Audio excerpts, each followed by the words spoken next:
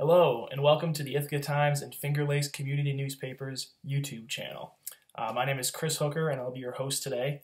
Every week, we'll be bringing you a roundup of the top news stories from all 10 of our newspapers in Tompkins, Tioga, and Seneca counties. For our cover story this week, we went long form on the story of ThinkPlay, which is a startup company of Cornell grads who might have developed the next big thing in music creation. Basically, these three recent graduates spent the past 3 years developing a computer program and accessory guitar pickup that can turn a guitar into audio and video triggering system. You gotta see it to believe it. Check out some of the videos that accompany the story on our website, ithaca.com. In the city of Ithaca, Elizabeth Garrett will become the 13th president in Cornell history, and she's also the first woman to take the position, which the university announced Tuesday, September 30th. Garrett is currently the provost and senior vice president for academic affairs at the University of Southern California. She'll assume presidency on July 1st in 2015. In the county, the old library committee met to discuss what requirements will be included in the request for proposal for the 4 developers still in the running for the ability to purchase and develop the old library property on Cayuga Street. At their next meeting in November, on the 7th, they will review a draft of the RFP and decide which proposals to recommend to the legislature.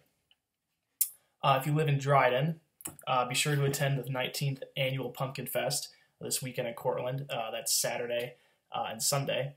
It'll officially kick off the fall season.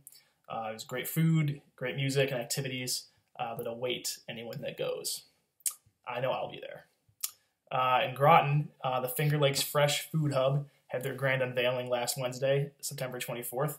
The Food Hub is currently employing those with barriers to employment, and they supply local food like apples and handmade tortillas to grocery stores in the area.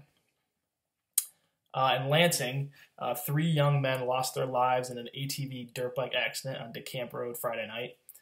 Lynn Eastman III sadly passed away shortly after the collision, while brothers Billy and Zach Radcliffe were airlifted to Upstate Medical Center in Syracuse, but died of their injuries earlier this week.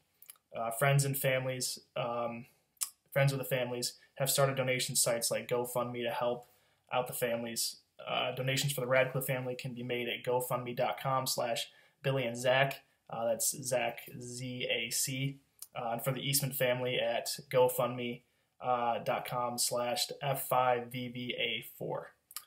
Contributions to the Eastman family can also be made directly at 127 Ludlow Road in Lansing.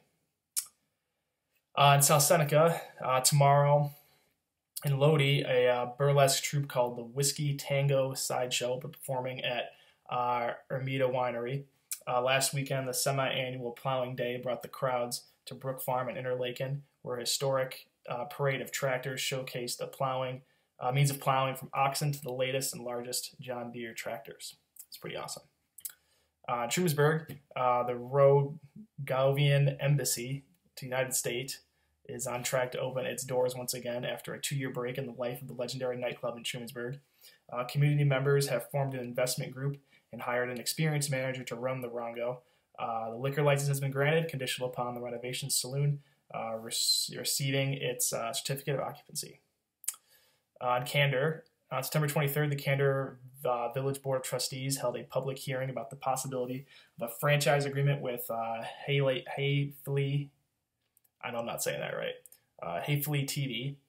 If it is approved, it would mean that Candor Village residents have the option to get super fast fiber-to-home internet service. Pretty sweet. Newfield, budget discussions are underway. If the town is to stay within the tax cap, estimated to be 2.29% this year, they can only increase the total tax levy by $48,000. Budget requests exceed that number by $263,000. Last weekend in sports, I saw a tough football homecoming loss for Dryden as Lansing took them down 21-6.